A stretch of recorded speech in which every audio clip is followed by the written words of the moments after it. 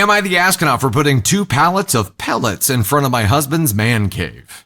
I, 28 female, have been married to my husband, 28 male, for 5 years. My husband always likes to be the nice guy, and in my opinion, gets taken advantage of at times. During conflicts, I have to step up and be the bad guy to advocate for us. This spring, one of my husband's college friends sold his house, but did not buy a new one immediately. He asked my husband if he could store some stuff in our basement/garage for a couple of months, and my husband said yes. All the stuff ended up taking over our entire garage. I have my car in front and our lawnmower, but other than that, his friend's stuff takes up the majority of our room. It has now been nearly 6 months. I had been asking my husband about when his friend would have his stuff out for about a month, and my husband was extremely passive about the whole thing. I reminded him we had a pellet delivery coming for the winter and that I needed that space to store them. My husband said he would take care of it and got annoyed when I kept bringing it up. He told me I was nagging him and it was making him angry, so I stopped. The delivery arrived yesterday, and the only free space we had in our garage that is easily accessible, without doing significant rearranging, was near the door to my husband's man cave. He has a separate finished room in the corner of the garage/basement area where he and his friends like to hang out. I spent yesterday morning clearing a path to that area, and when the pellets arrived, I had them put the 2 pallets right in that space in front of the door. You can open the door to get in, but it's tight. When my husband came home, he asked why the pellets were there, and I told him it was because they needed to be easily accessible, and there was no other space where they could be stored with all the extra stuff in our garage.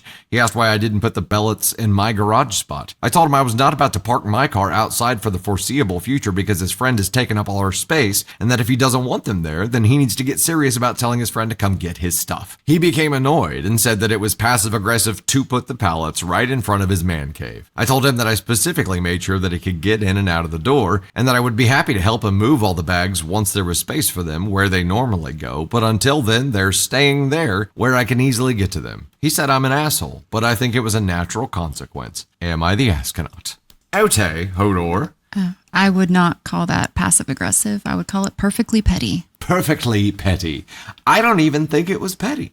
He had What other all the option time did in the you world. have? No. And so he's like, you should have just put the pellets where you were supposed to park because you don't have what? You don't want to tell your friend to get his shit?